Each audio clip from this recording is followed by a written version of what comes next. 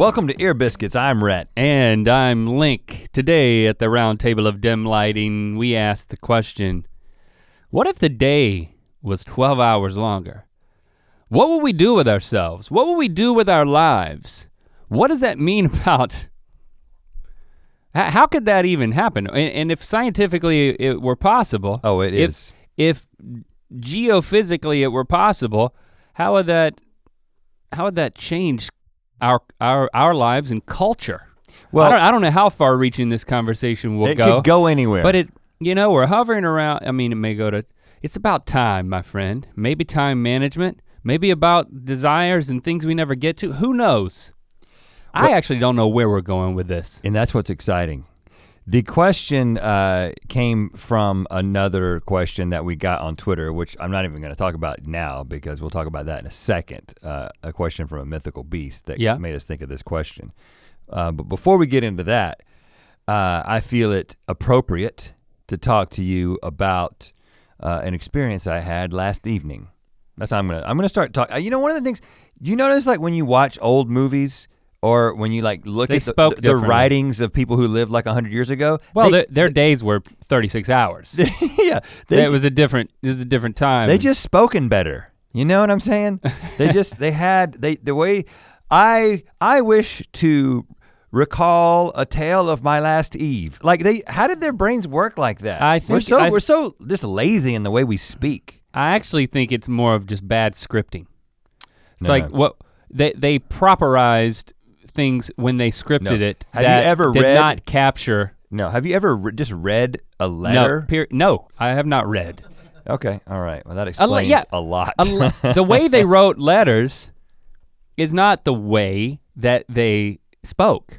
Because letters were an art form. They were, it was a crafted thing that you sat there and like, it was very eloquent. You know, you didn't have casual conversation.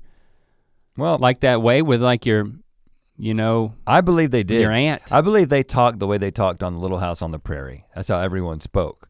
And I miss those days, even though I was not even alive during that. I don't know that I've ever watched an episode of that. But I want to talk to you about a piece of furniture that I attempted to put together. And I know this in the previous eve? Yeah, last eve, my friend Neil. Piece of furniture. Yes, I happened. Are we about to have an IKEA conversation? I happened upon a parcel of furniture. A parcel? A parcel. That's not a word. A morsel. Never was a word. It's part of a cookie. A morsel of furniture. No, this is not IKEA. It could have been, but it wasn't. So I don't do that anymore. Not that I don't like IKEA. I haven't put together anything in quite some time. In fact, I'm definitely beyond it. No, some of the most simple repairs. Now it's like I've had one near-death experience. I'm not gonna elect to have another one. It's kind of what it's like. You know, like in the early days of home ownership, and then in like the early days of, right after we got married, we bought a house. Because buying a house in North Carolina was somewhat easier than buying a house in in California. And after we bought that house, after a couple of years, we moved into another house and started renting out the original house, and I found myself a landlord. And at that point, I was doing, I had been kind of told by people who did this, that the only way you can make money off this is to do all the repairs yourself. So I learned how to sheet rock walls and to do plumbing repairs, and I actually became relatively handy. For like a few years, I was relatively handy. Could do some electrical work. Because your time wasn't worth squat. Exactly. To anyone else besides you. I mean, yeah, I would try to fix my truck. I would try to. Oh yeah, I tried to fix the Intrepid one time. I did all types of stuff, yeah. I got the Haynes manual, is that what it was? The Haynes auto manual that showed you how to fix things? Tells you how to fix everything, but it's never as simple as I tried to change the timing belt on a Dodge Intrepid and almost lost a limb. I dropped I opened up the top of the engine, I guess just to put oil in there, but I was trying to do something else, and I dropped a huge screw in there. Inside of the engine block. You're the shakiest man I know under 75 years old. You doing mechanical work seems like the worst idea ever. This is, I remember, I think I told this story in like Chia Lincoln or something, but I panicked at that moment and I went to the advanced auto and I found this like telescoping rod that had a little magnet on the end of it. And here I am shoving this thing like a fishing pole down into my engine block, trying to fish out in the middle of like all the oil. That's how you fish, you stick the pole in the water? Yeah. We can talk about that later as well. Trying to get the magnet to hook onto something and I never did. And then I was like, I just screw it. Put the cap on it and just drive it around. Yeah. And I guess it just settled to the bottom. It didn't get kinked up in it. It works its way out. So anyway, I thought we were past this. We know, it's better to invest in somebody else who knows how to do stuff. Well, so at this point, I get even building chest of drawers. Very, very small repairs. Jesse is like, "Can you do this?" And I'm like, "Nope." But you know what, baby? You can call whoever you want to do it. I don't want to do it. You get somebody to do it. But it was my idea. So we've got right. If you walk out of our kitchen, you've got the basketball goal out there, and the kids are they're just animals. I mean, they're just. I feel like I could just have a herd of buffalo, and it would be similar to managing two boys. Yeah, I was about to say. At least you don't have 3.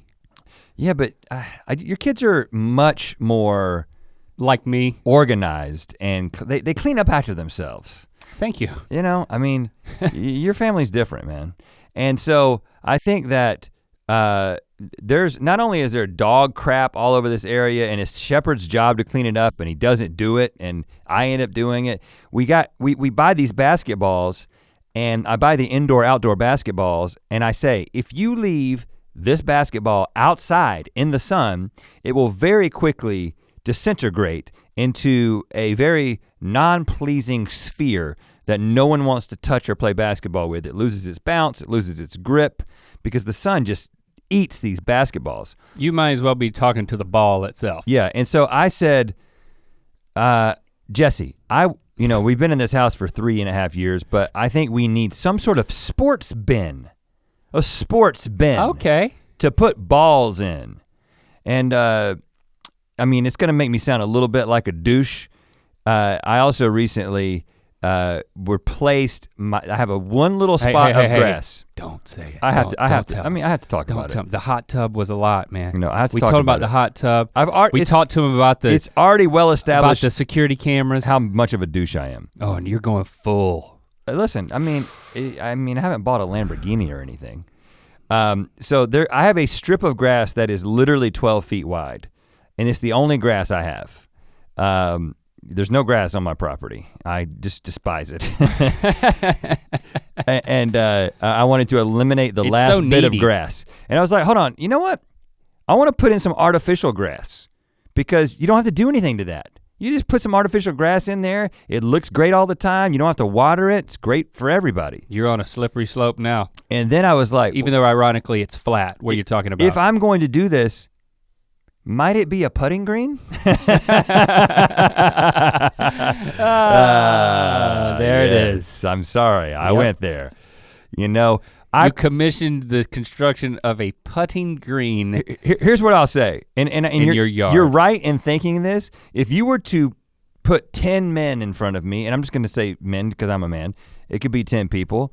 If you were to put 10 people in front of me and you were to say, one of these people installed a putting green at their house. And then the second question is, can you pick one person that you would not like to be friends with? I'd be like, well, the only thing I got to go on is the guy who had a putting green installed at his house. I don't want to be friends with him. Eliminated. But I am that guy because I had that done. Now my dog is using it as a pooping green.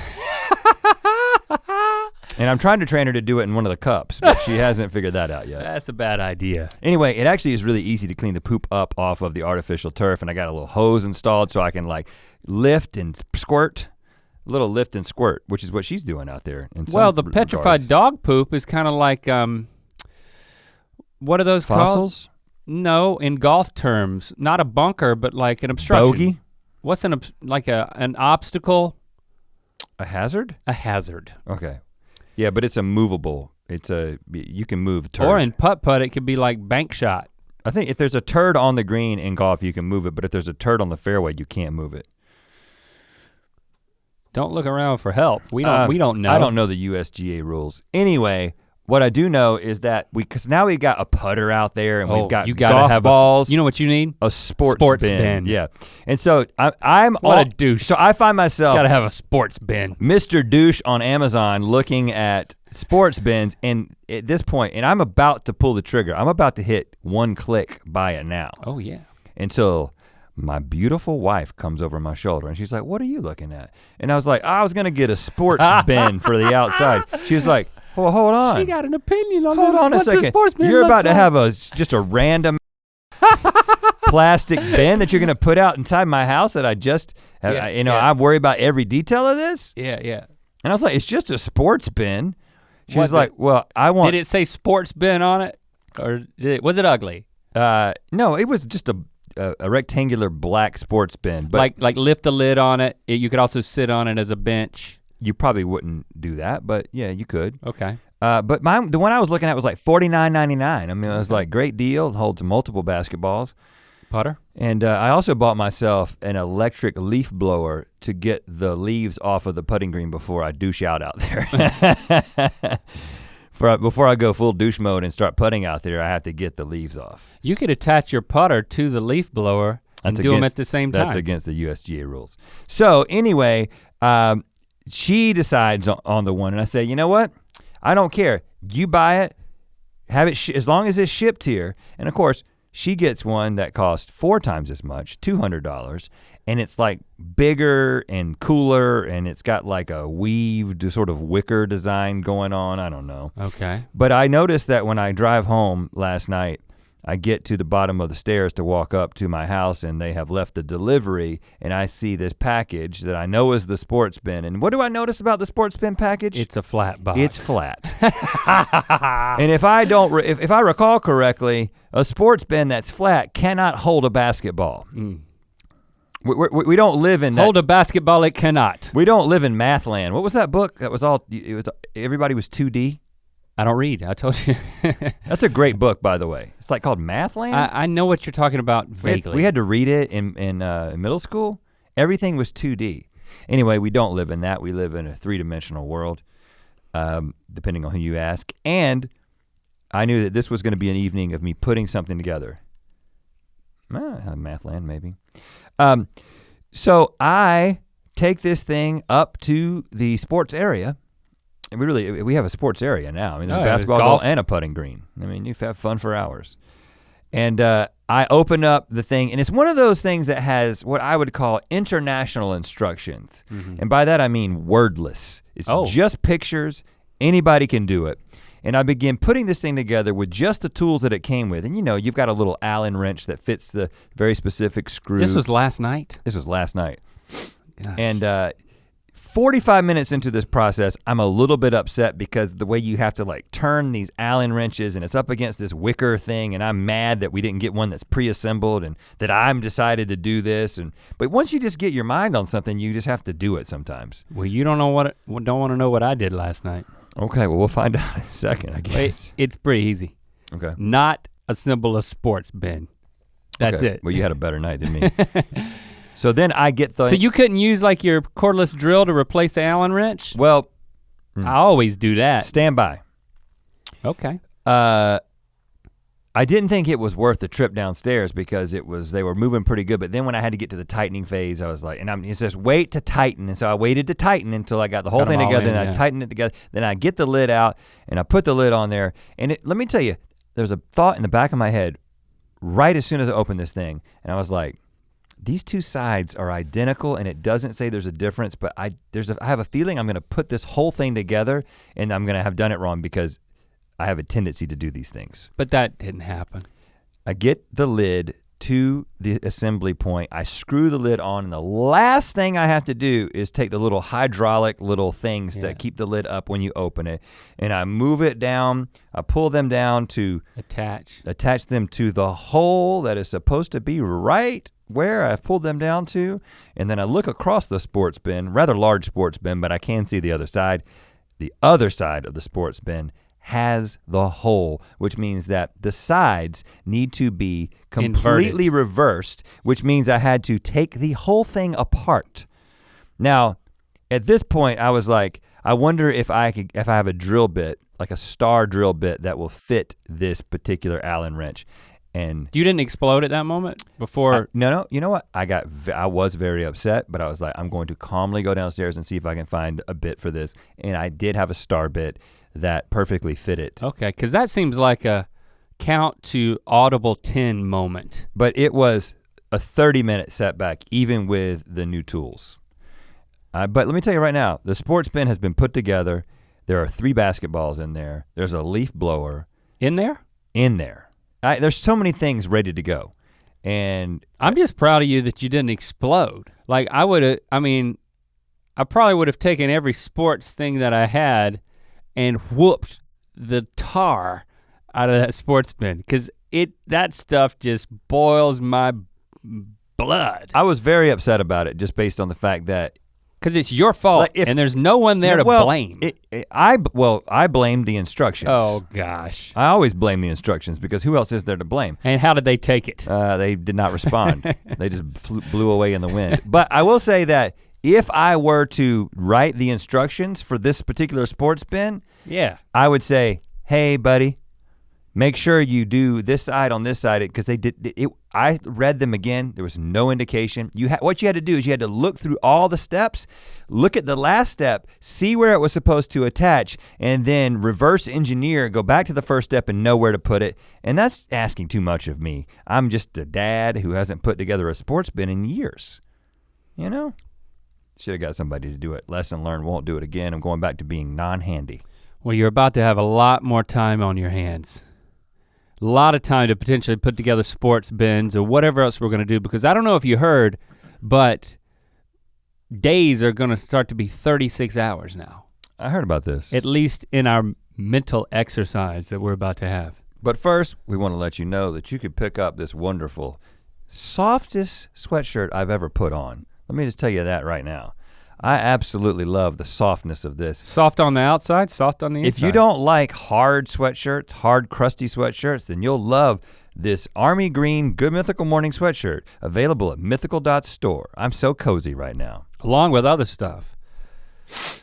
Rep your mythicalness, mythical.store.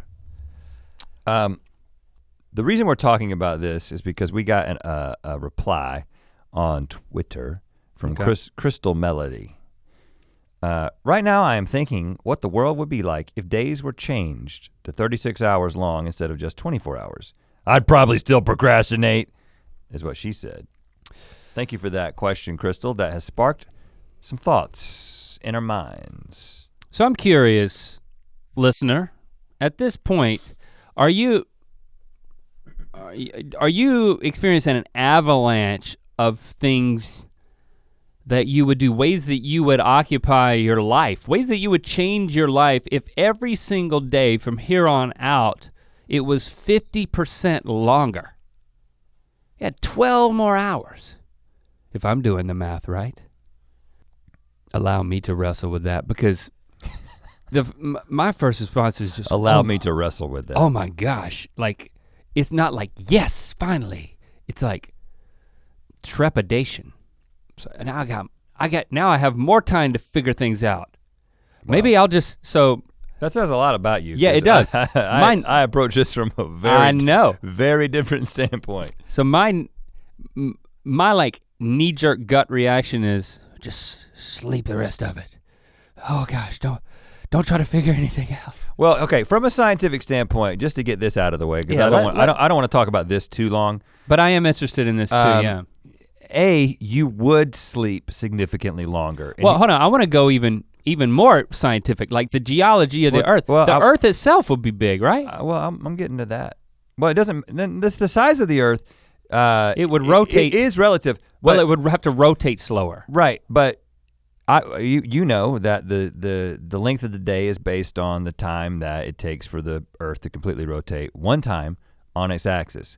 And that time is actually getting slower with every year that passes. I don't know what the exact fraction is. It's like 1/75 thousandths of a second or something like that. But it's enough. And what's happening is the moon is actually causing, the moon is moving away slowly, which is causing the Earth to slow down over time. Hearing that makes me sad. I don't know exactly why. Well, what this means is actually days, I think, again, don't quote me on the math, but like 1 billion years ago, so like before there was any people, way before there was any people, days were like hours different in length. Like they were hours shorter because the Earth is slowing down, so therefore the days are getting longer. So I think it's like 5 hours longer or something like that 1 billion years ago. You can look up the specifics, but wow. It's pretty crazy that what we are, and first of all, life on Earth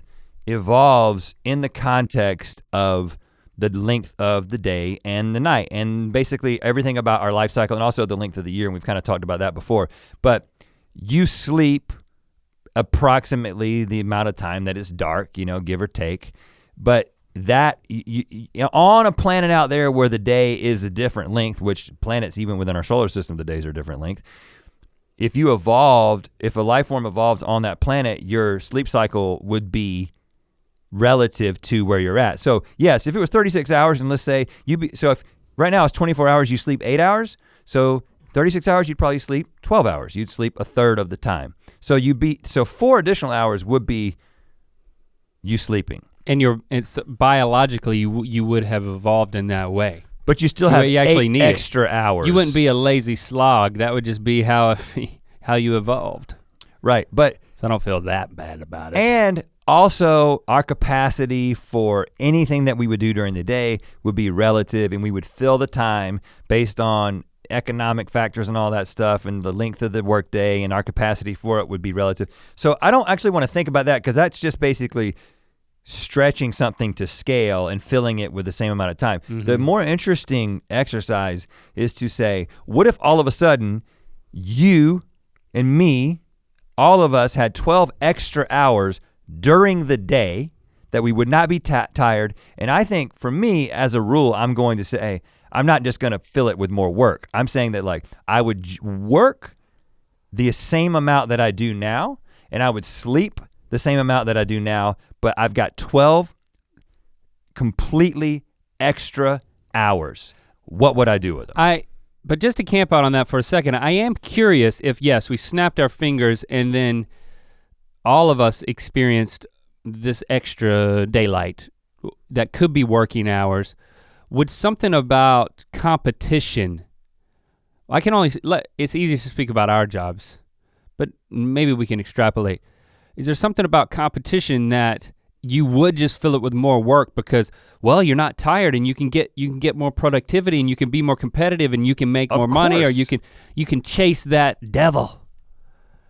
Chase that devil of possessions and fleeting happiness and what you can buy or conquer. Or powerfy. I mean, I think that this is the case all over the world. Americans are probably one of the best examples of people who have just filled their time with as much trying to get ahead as they possibly can. And I'm not saying this is a good thing. I'm just saying it is a fact. There are other cultures who have said, you know what, we're gonna work 4 days, or we're going to work 6-hour days, or we're gonna work 5-hour days. Right. But we've pushed ourselves to the limit, and so we're kind of up against this wall, and this is how I feel. And this is why this question intrigued me so much, is because even just recently, and again, I'm not trying to do the whiny thing about, I'm so busy. I can't stand when people say how busy they are, and I end up doing it all the time. So I'm not talking about how busy I am.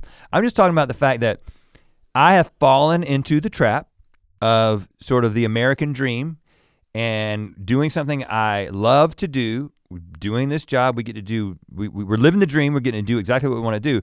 But I have, like, that moment that I had last night when I was sitting there incorrectly putting together the sports bin one of the reasons it was so frustrating is because I was like, I don't have this time. You need to be I doing don't something have different. half an hour at night to sit around and incorrectly put together a sports bin. I didn't have time to put together the sports bin to begin with because I'm at home and I would actually like to be spending the time with my family or enjoying a television program with my wife. You know what I'm saying? But instead you build it twice. Exactly. Because I've already filled my time with. You should have called me. I would have gladly come over and helped you build it, but probably not. I'm glad you didn't call me. You know what? I tried to get you to help me put the basketball goal up. So remember we had that party at my house? There were other friends there and some of them were taller than me. Yeah, well no, so I bought this new basketball goal because the old one was too rusty. Oh, yeah, I remember. And I was like, I looked at the package and it said, definitely do not try this without 2 people. And I was like, oh, okay, crap. And so I was having a party in my house, and when you guys got over there, everybody's kind of like hanging out around the basketball goal. I was like, hey guys, I got a new one. You wanna help me put it up? It was like a barn raising. Yeah, that's my idea of a party. But you guys did not. Hey, come to my party. Oh. You guys did not respond like the Mennonites. Let me tell you right now, you were not helpful. So a couple of them were. It got up. It didn't end up working because, anyway, you know what happened? The next day, I did it by myself with a 6-foot step ladder and a broom. And I was doing all this thing. I was propping things. No, I thought that Nick and Joseph helped you put it up. They couldn't, we didn't do it. Oh. It didn't work. Well, I didn't know that. I ended up doing it myself and I almost died. But thanks a lot. So do you have a definitive answer about, did something immediately pop into your head or was it like, yes, this is what I've been waiting for, 12 more hours? Well, or we're talking about 4 more hours of daylight, that's what we're calling it? No, I'm saying 12 more hours because I'm saying I'm sleeping the same amount.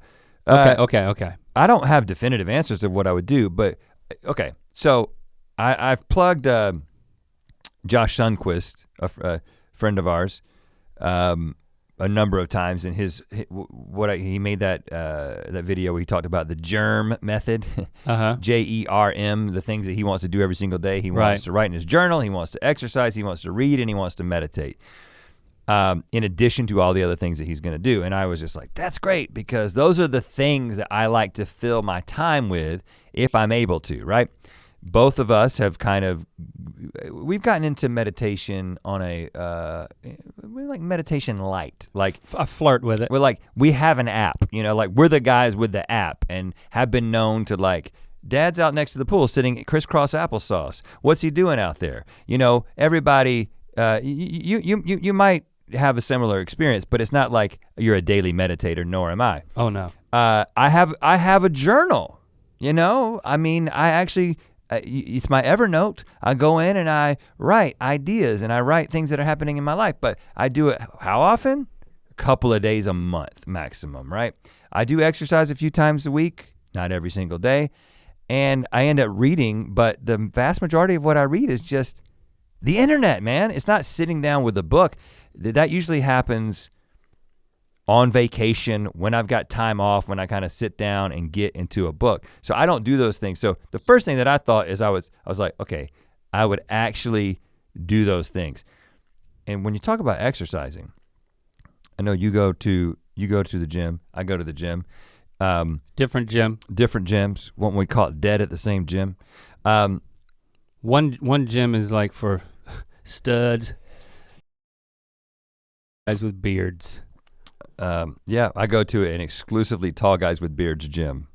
We're all incredibly buff. I was really trying to emphasize the stud part and then try to be very clear who I was talking about. Well, I used to go to your gym and I'm not gonna say anything about it. Studs is not how I would describe the clientele, but it's cool. It's cool. I'm glad you feel that way. Look at me, man. And so one of the things, I thought about the way that I approach my time at the gym. Again, my time at the gym is like incredibly scheduled, right? It's like, okay, I'm gonna go, I've got this class. So if you had more time, you would just go hang out at the gym? Well, okay, yeah, stay with me here, because in my gym, I know the Studs gym, they don't have like a locker room and a steam room, and you don't get a eucalyptus towel and when you get done with your workout. I mean, at my gym, those are the kinds of things that we have. Oh, you talking about the gym where people who have putting greens at their home go to. Okay, yeah, you know what I'm talking about. But anyway, I have sort of made this decision that when I get done with my workout, I'm going to, if I have time, I'm gonna go and spend like 10 minutes in the steam room because I just love that feeling. There's other people in there and they are having conversations, but I've kind of opted out of the whole gym friend thing, right? And then I go back to my locker, I'm gonna take a shower, then I go to my locker and I'm changing clothes. And there's like a couple of people who I have on a very surface level, just they're an acquaintance and they maybe asked me about, like one guy was like, where'd you get those shoes one time? And I told him, and because he's the where did you get those shoes guy, now if I get a locker next to him, I'm like, what's up, man? And then he'll ask a question, I'll answer it, but then not ask another question because I don't want a gym friend. You know what I'm saying? Because I gotta get out of there. This is about getting in there. This is about working out a little bit, getting some steam, and then going on about my business. But one of the things I was thinking about is if I had more time, I might develop a gym friend. Like what if I were to ask, where'd you get those shoes from, guy? Another question. Like, well, where'd you get those shoes from? Oh, now we're getting somewhere. So with 12 more hours in the day, you would ask a follow-up question about a dude's shoes in the gym. That's exactly what I'm saying. You would turn the gym into like a social zone. No, that might be overstating it. What I'm saying is that I have made a conscious/unconscious decision to minimize conversation and relationship at the gym because I see it as this little window of time which I gotta get out and get here.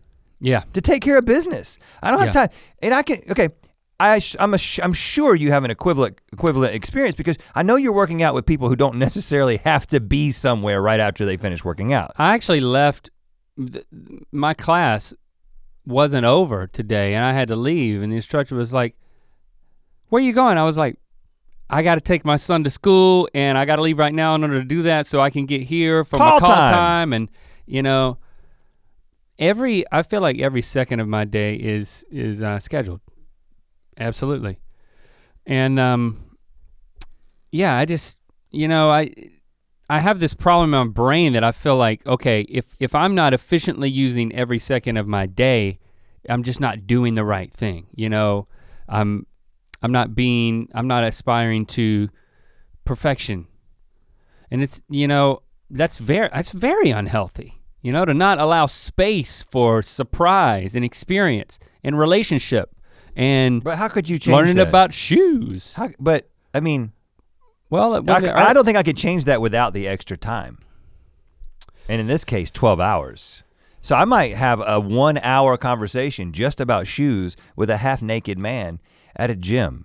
That's the kind of thing that would start happening in my life, and who knows where that would lead. Well, when you talked about the meditation thing, it's interesting that you started there. I think our minds are in a similar place because that is one of the first things I thought of when I moved past anxiety. And again, that's where the way that my brain works, something so positive as extra time, which is basically free unstructured time, is seen impulsively as a negative because I don't yet know the perfect plan.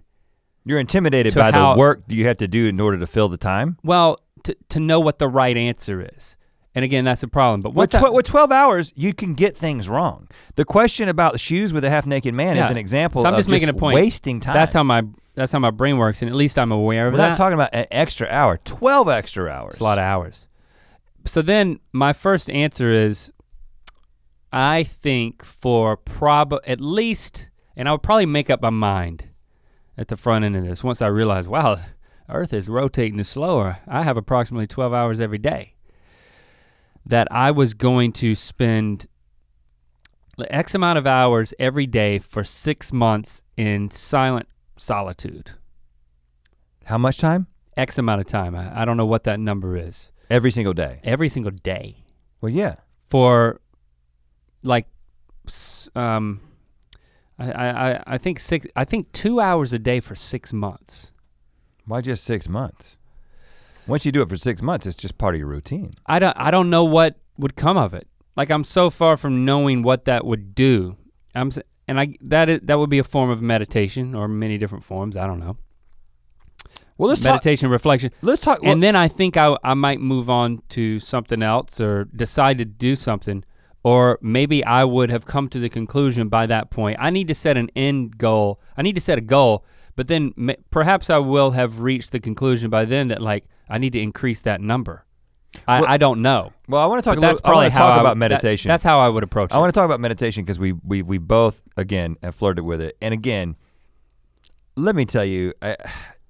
One of the things about being small town boys from North Carolina who moved to California is we're able to hear through the lens of small town boys from North Carolina when people from California talk.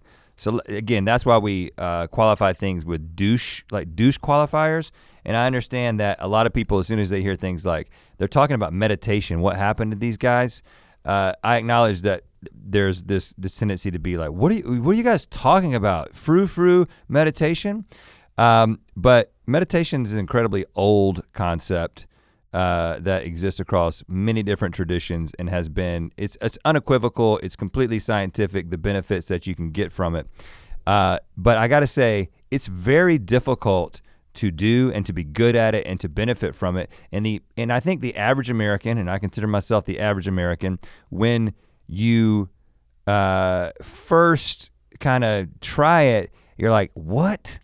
What do you mean? What do you mean sit here and focus on my breath? What are you talking about? And I can't do that. I'm thinking about 55 different things at the same time. And I know while we're different, we're also very similar in the way we approach things like that and the way we approach that kind of time. And I think the way that we would struggle with it when we sit down to try to go through it.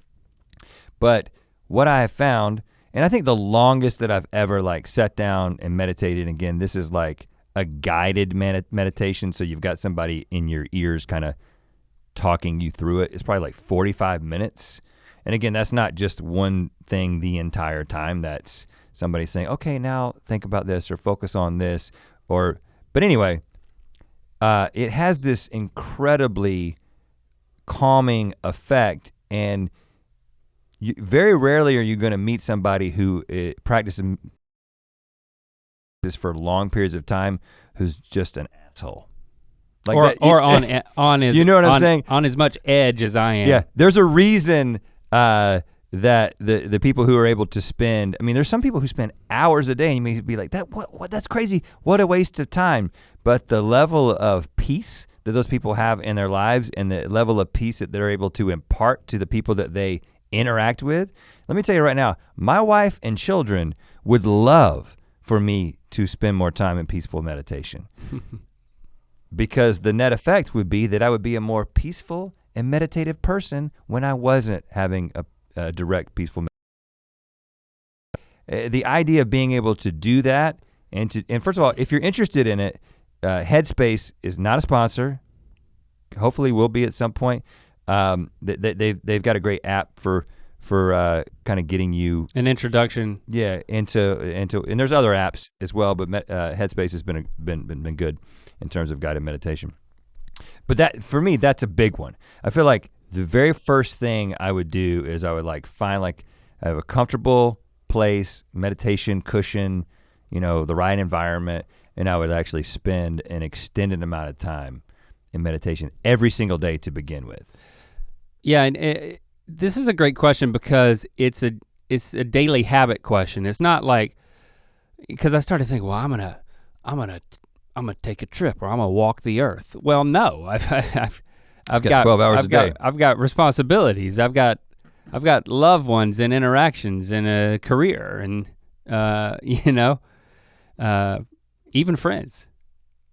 But it's not, even friends. So it's not the type of thing that it's like, okay, what becomes a new party of my life? I also have thought specifically about having more time with the kids. It's like being a part of their life. You know, it's something that Christy and Jesse, like they were homeschooling. They were so much, arguably the center of our kids' lives, you know, and they're older now, they're in school, but you know, who picks them up most of the time? Who's there the moment they come out of school and like whatever happened that day, they're the ones that they experience that. By the time I get home, you know, Christy's just telling me what they dumped on her that they don't have the energy to explain to me again. It's like, well, I told one parent, isn't that good enough? Like, can't you guys just communicate? Like, and I totally relate to that. Like, when something happens to me at work or something good, bad, and different, it's not like I want to tell the exact same story to every family member, even though I love each of them and I want to share my lives with them. So that's something I've been thinking about and talking to Christy about is, you know, the times where I do hear, this is what happened today that you missed, or just appreciating the sheer volume of time that they spend together that I don't get to. I'm like, wow, they're gonna be gone before I know it, you know? And if all of a sudden I had that much more time, I think I'd very quickly be shifting my schedule and saying, okay, when more of their waking hours, let's have an overlap so we can hang out so that, you know, our lives overlap more than me just getting home for dinner and then for the weekends. I think there would be, and first of all, not to get to the end of this, but I already have in my mind where this conversation is going to lead and to what the application is. And I think it's pretty interesting exercise. But I think that what would inevitably happen is if you're a family person, is that you would end up having, there'd be family time. It might be like the family hour or something. You would end up naturally spending time. You spend more time with your spouse. Like the way that our time is divided up, and this is probably true of many different couples, but like, you know, if you're married with kids, how often do you go on a date? Some people are really disciplined about this and they have like a weekly date night. That's something that I know both of us have had at times, but never for too long, because if you don't keep it super consistent, you just don't end up doing it. And so I think that having something like that on a daily basis, it would be so much easier to have that on a regular basis with this extra time. You'd end up having this, I'm gonna have a purposeful connection. And this is interesting, like, cause in my relationship with my wife, she is much more likely to be the one to want to initiate, like, let's have a conversation that is solely intended for us to connect, right? Mm-hmm. And it's not that I don't want to talk about that and talk about our relationship. It's just, I kind of gravitate towards like, if I'm gonna talk to you, I'm gonna talk to you about something that happened at work or some idea that we're working on or whatever. And then she's like, but let's have a conversation about us, or let's have a conversation where the purpose of the conversation is not to communicate information or to solve a problem. It is legitimately to connect with one another, with one another. And that doesn't end up happening nearly as much as I would like it to, and especially as she would like it to, right? And the same thing with kids. It's like, the same, you feel like, oh, I'm gonna sit down at dinner, and I do usually eat dinner with the kids. We all sit down and eat dinner together when we can, which is multiple times a week, every week. And I'll be like, tell me about school. And you know the answers you get to that question. Right.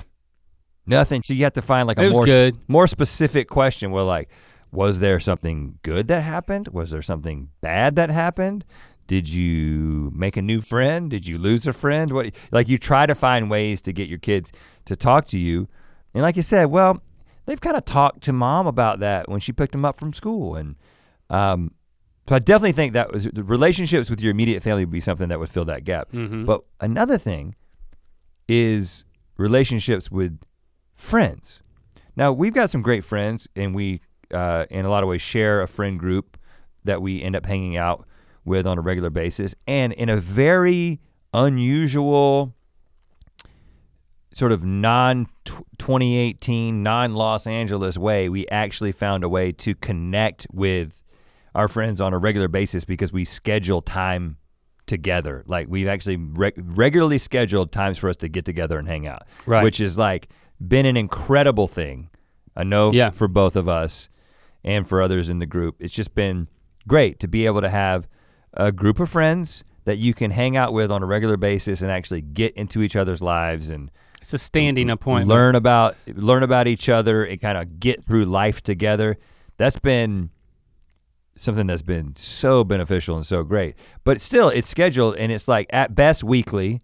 And then, you know, I do my monthly game night that you and Christy are a part of that is like a bigger circle of people, like 25 people if they all come, and they never all come. Which is I love that. I instituted that time, and I told Jesse last year, I was like, I want to do a game night because A, I'm super competitive and I love to play games, and B, I have this like group of friends from all over the city that I know from different parts of my life, and I think they would be super fun to bring together into an environment, and I just wanna hang out with them on a regular basis. And in Los Angeles, monthly is a regular basis to see somebody. That's seeing somebody a lot.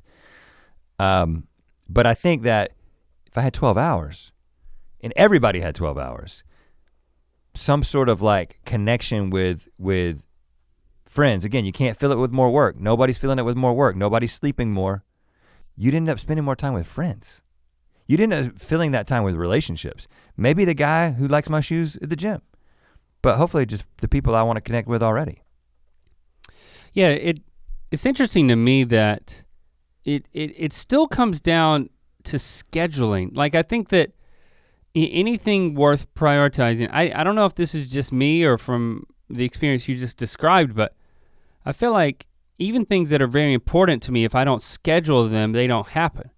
I mean, you talk about the date night that we each have with our wives, and like. Do you currently have a scheduled date night? No, but like we're almost about to get that going again, right, because it involves childcare and like figuring that out.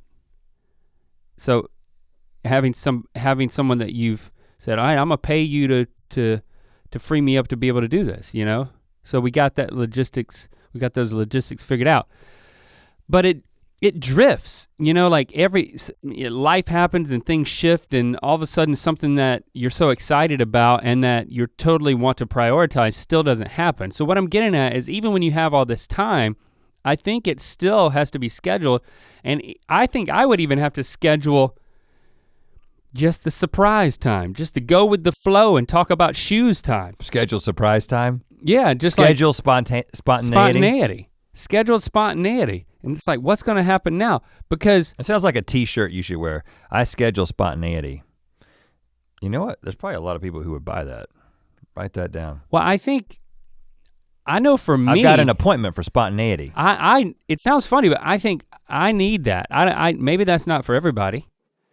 It's probably not, but I know that's how it works for me. And I'm so far from being able to afford to just have scheduled spontaneity where it's like no plans, whatever happens, happens. Whatever I feel like at this moment, like I can do that. Like I don't know how that works. That makes me think of, and I don't remember who this was, so where no one's gonna get in trouble. Somebody who knew about another content creator's schedule was talking to us about what they were doing and like trying to schedule something for them or with them or something like that. And they like literally sent them their calendar, and every single day had a huge chunk, like at least 4 hours, maybe 6 hours on some days. And the chunk was labeled unstructured creative time every single day. And we heard about that and we were like, I mean, like, what would that be like? Like to say, you know what? Unstructured creative time? You know what I'm gonna do? Wow. I'm gonna go to a museum. I'm just gonna walk around. And I might invite a friend or a loved one or, you know, family member, or just go by myself. You know, it's like, there's so much of that here, but I haven't done that. I think, you know, this is my corollary. Do you really have to have, if that's the case that everything needs to be scheduled, and maybe this is just for me, even if I had 12 more hours in a day, well, isn't there a way for that to happen now?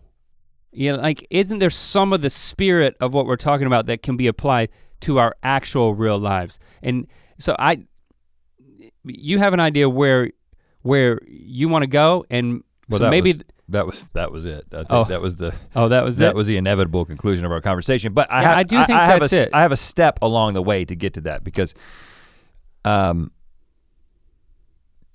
of the things I think we're talking about, because we could talk forever about what we would do at 12 extra hours. I mean, I would read a lot because I love to read. I would write in a journal, like a journalistic, like self-discovery sort of way. I think I would spend time just sitting there thinking. I would have unstructured creative time that was not necessarily geared towards contributing something to our business. But like, there's a whole slew of things that I would love to create that would not be beneficial to us, as an example. You know what I'm saying? Like, there's like, if I told you that I wanted to go and paint, you'd be like, how do we sell your paintings at mythical.store? And I'd be like, well, that's not, I just want to paint. I can't get to a place where I just paint. You could call it bad paintings. And but sell it. Of course I've thought about painting. I've walked through craft stores and seen the painting section and gotten this close 12 times to buying a canvas and all the stuff because I thought I might paint. Now I haven't done that for a number of reasons, but one of the reasons is because, well, there's a whole list of creative things that I want to do that are part of what we're doing with Mythical Entertainment that we haven't gotten to, let alone the things that I just want to do just creatively, let alone the things I just want to think about. You know what I'm saying? Like, and let alone, there's, with that much time, you have so much more capacity to do good. You know, it sounds like an obligatory addition. You had to bring that up? But I mean, it is charitable true. works. And it's one of those things that I think that once you allow yourself to serve, you gain so much more from it. So I believe that service has a selfish component that's justified, that like it's good for everybody. Think about culturally, if people who were at a loss with what to do with themselves were more mobilized to serve together. So I'm even building from just one person, like from me, like volunteering, to a culture of, well, we can't work. Let's not sit on our bums and fight depression. Let's get active. Yeah. And serve. That's an exciting thought. That what we could accomplish. I mean, if we just slow the rotation down a little bit, all of a sudden we got all this service blossoming. That would be amazing. Of course, I don't know what other scientific repercussions there would be that would make this whole thing careen off of orbit. Like I said, if it continues to happen at a slow pace that it is happening, we're just gonna continue to fill it with the same BS that we already fill our lives with. But we're gonna continue on the same hamster wheel. But and it's hard to even have space to say, how can I engage my heart and my passions in something that is outward focused and that is not even about the exciting aspect of expression, which, by the way, all those things could come together. You know, your bad paintings could I don't know, somehow be in result in a lot of good. I don't understand how that would happen. Socially, that you'd have time to figure it out. Okay, so one of the things that I think we've been flirting with as well is we're having this conversation.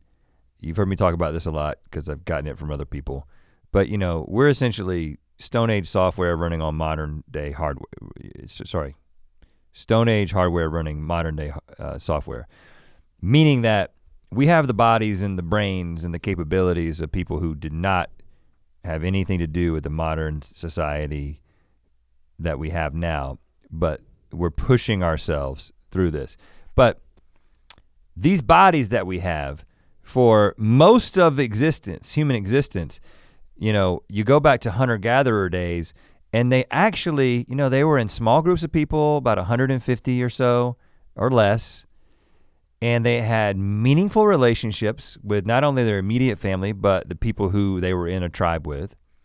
And yes, they spent a lot of time gathering food because when you're gathering and hunting, you're spending a lot of time gathering and hunting.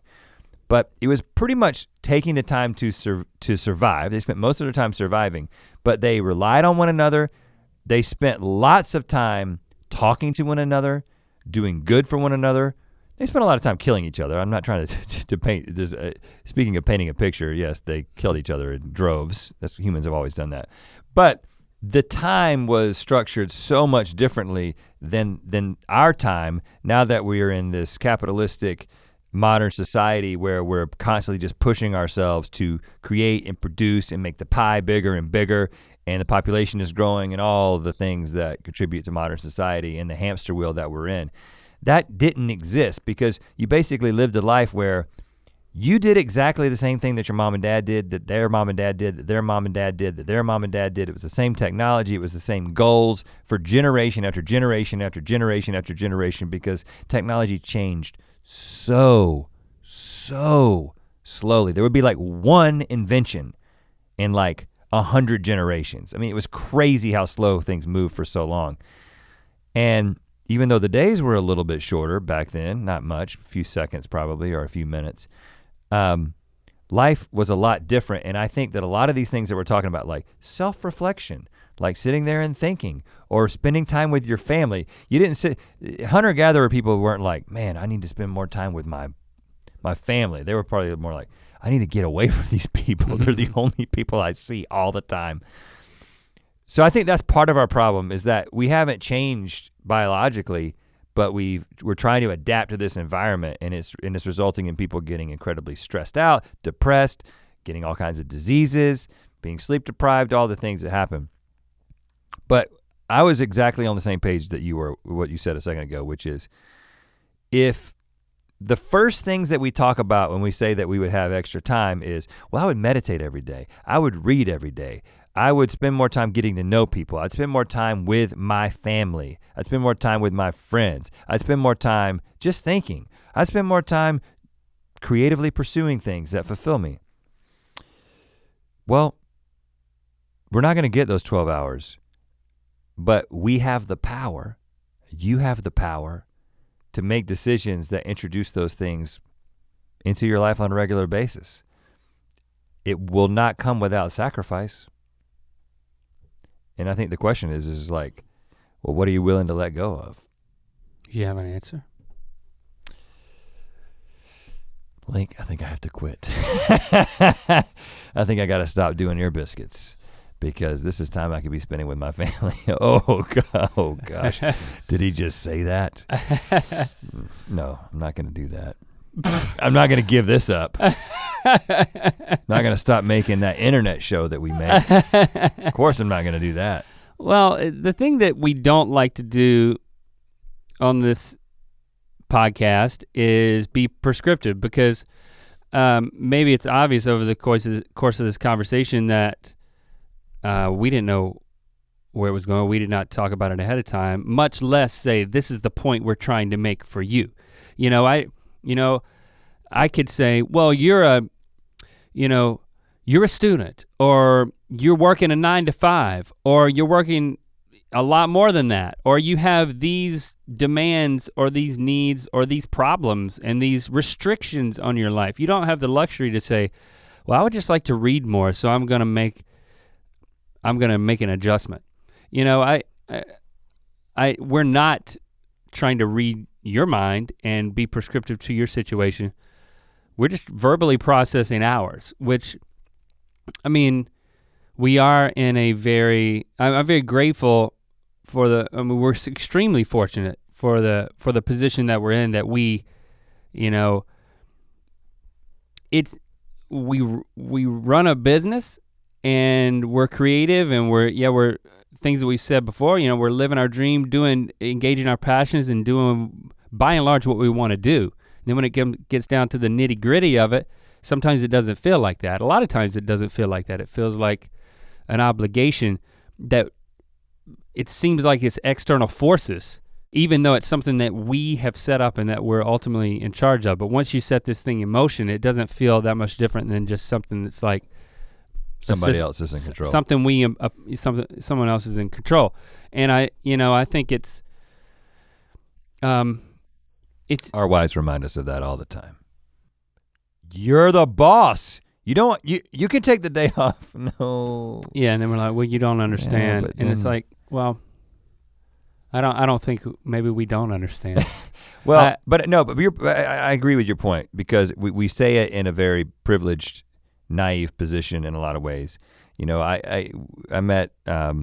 we met a guy on this recent little mini tour who was a truck driver. And it was like I listen to Ear Biscuits while I'm driving. Mm-hmm. Met a guy who's a postal worker. It was like I listened to Ear Biscuits on my route. Thank you for Ear Biscuits because it fills this time. And I think people who are doing, some people are working 12 hours a day, maybe more, to provide for some people, and they don't have the luxury in order to continue to pay to live, to pay to eat. They have to continue working an incredible amount of hours. I mean, that is the situation that a lot of people find themselves in. So they're not able to say, I'd like some unstructured creative time because, well, if I get unstructured creative time, somebody's not going to eat. We're not in that situation, and we recognize that a lot of people are. So I think that really just highlights a deeper problem with our society. And I don't claim to be an socioeconomic expert. I don't understand. I have lots of different opinions about stuff and how it should work, but ultimately, I don't know what the solutions are. But I know for a fact we've gotten ourselves into a situation where people are doing things and we've developed habits and we've made certain we've created obligations as a species which are not healthy. And if you have the option to kind of step off of that hamster wheel and actually begin to kind of chip away at some of the things that you think you're responsible for. I was talking to my therapist about this. Like when we talked about meditation, I was like, I just want to make it a part of every single day. And he was just like, you just have to make the decision that it's not negotiable. But I'm still living in this world where it's so easily negotiated away because I can sleep a little bit longer. And I can justify saying I need to sleep a little bit longer. Mm-hmm. So I don't know what the process of chipping away and getting some of that time back, besides actually making the earth slow down, which I think is gonna be very difficult for us to figure out. It's probably gonna take more time than we have to figure that out. We've got the time, we've got 24 hours in a day. We have to be intentional in some way to get some time back. But today's 24 we'll never get back, Rhett. Nope. Well, thanks for hearing us out. Yeah, good luck with that is a great mug to have on the table because I think we've just highlighted a big problem in our species, in our society, in our own lives, and maybe your life, and just said, good luck with that. We don't really know what you should do. Maybe commiserating is the first step. Let us know what you think or commiserate using hashtag #EarBiscuits. We can keep the conversation going amongst all of you as well as with us. And we will speak at you next week. Yeah.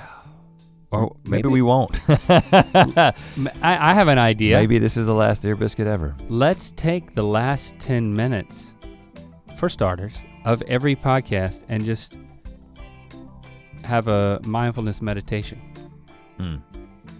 We're gonna have to press play on the app because we wouldn't know how to do that. No, it'll just be silent. Oh. For the listeners and for us. But it would force us to do it. It's like, wow, we're monetizing our meditation. That's a beautiful thing. What if we did that? That's the spirit. What if we did that before we started recording? No, I want it to be part of the show. What if we just played ads while we meditate? I think what would happen is we would 10 minutes of ads. It's worth it because we're meditating. We would just silently walk off. Well, there's a video version. I was gonna say we silently walk off and just run it for 10 more minutes, Kiko, and just say that we're here meditating. You can be there meditating. No. Yeah. Okay. So I could walk away like this. You're basically just talking about creating a guided meditation. I mean. Not guided, silent. That exists. I mean, you're basically talking about creating nothing. It's just you're talking about creating the absence of something, which is not creating anything at all. I'm talking about creating a 10-minute audio file of silence at the end of whatever conversation we had. But what if instead of creating a 10-minute file of audio silence, you just said, sit there for 10 minutes after this is over? Then we wouldn't sit here for 10 minutes. We would go off and work. But we could, and just not record it. Well, that's no fun. Man, what a conundrum. To hear this ear biscuit in its entirety and make sure you don't miss an episode, follow the links in the description to subscribe on Apple Podcasts or anywhere else podcasts are available. To watch more Ear Biscuits, click on the playlist on the right. To watch more of our daily show, Good Mythical Morning, click the playlist on the left. And don't forget to click the circular icon to subscribe. Thanks for being your mythical best.